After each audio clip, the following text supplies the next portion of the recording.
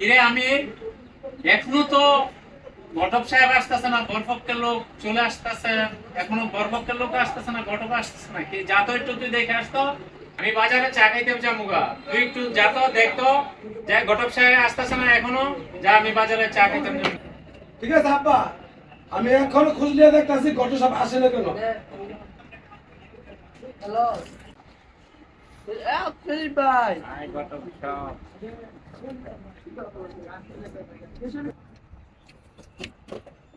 এখন ঘটক সাহেব আইতাছে না, আমার আব্বা এত বিরক্ত হইতেছে, কই গেল মনে হয় আইতাছে। আচ্ছা যাই বাজার থেকে কই গা তাহলে আর লাগালে করা যাইতাছে, ঘটক সাহেব মনে হয় আইতাছে।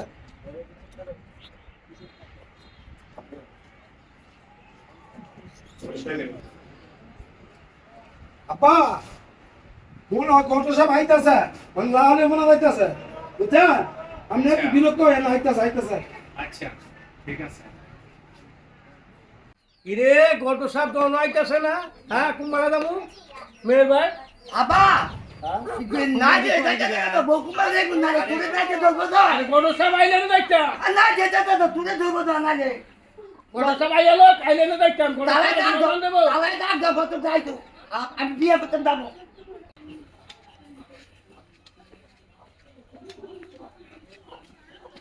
সাদা ভালো আছেন নি আরে বিয়ে কুম্বালা দামু তুমি গল্প দিবে কুম্বালা তোর মায়ের বাচ্চা মা নাইতে গেছে গা আবা ইদাই কত আরে বলে হয় দি কত এই তুমি আমার তো সব বিয়ে লাগে ভালো লাগে গা তুমি বিয়ে করে যাকে বলে কারে করে তো আরে করেছি কিছু কেউ বিয়ে করেছি 1 নম্বর করেছি স্বামী নিয়ে 2 নম্বরে করেছি একটা সরকারে হ্যাঁ 3 নম্বরে করাবো মোটি করে কি করে আমার গল্প কি আবা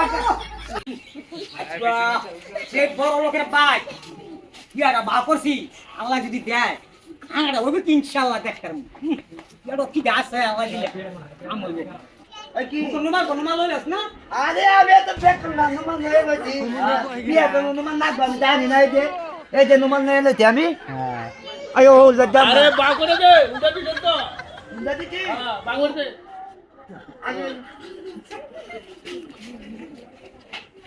আল্লাহ জানে আবা আমাদের বিয়ে করে বা কতদিন হয়েছে গেলি বাড়ি আরে দেখো দেখ ওটা বেন করে কাট তোর বিয়ে করে কাছে খাওয়া দাওয়া কষ্ট করে ও বাবা রে আব্বা রে এত বড় বালি এত বড় বালি হই হ্যাঁ আই বাবা কত বড় বালি বউ না জানি কত বড় রি বড় বালি দি